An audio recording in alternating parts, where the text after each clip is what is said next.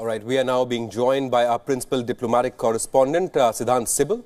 And Siddhant, thank you for joining us live. Now, Siddhant is at the Rashtrapati Bhavan, where preparations are in full swing to welcome the president. So, Siddhant, what can you tell us? What's the message with both the nations want to give out through this visit, and what are the intended optics of this visit by Donald Trump?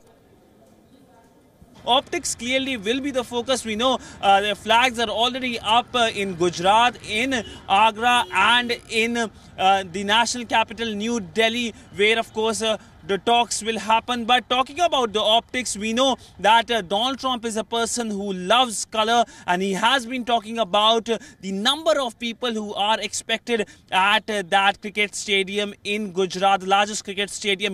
The number just keeps on growing from 6 million to 7 million to 10 million. But by and large, that of course remains the focus. But we also know that outcomes will be the other segment of this visit. But it is the photo ops in Gujarat, in Agra, where the first family will be at Taj Mahal, and here in Delhi, that will be something that will capture the larger imagination. Absolutely right. But Siddhant, one of the key questions is what can be the outcomes that can be expected out of President Trump's first official visit to India?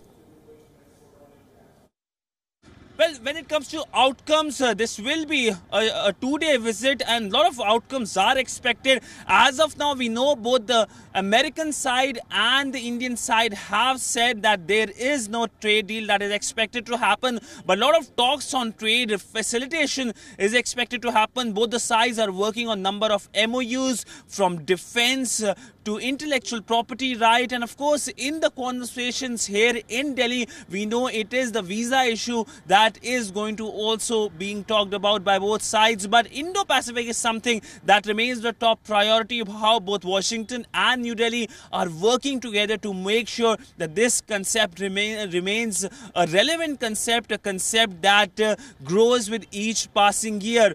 But the outcomes, the MOUs largely are expected to focus on defense, because we know the Indian cabinet has given approval to a deal which is basically a deal which will get the Indian Navy helicopters.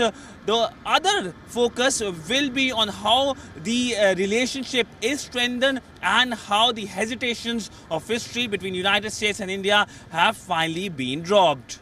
Thank you so much for getting us that news report, Siddhant.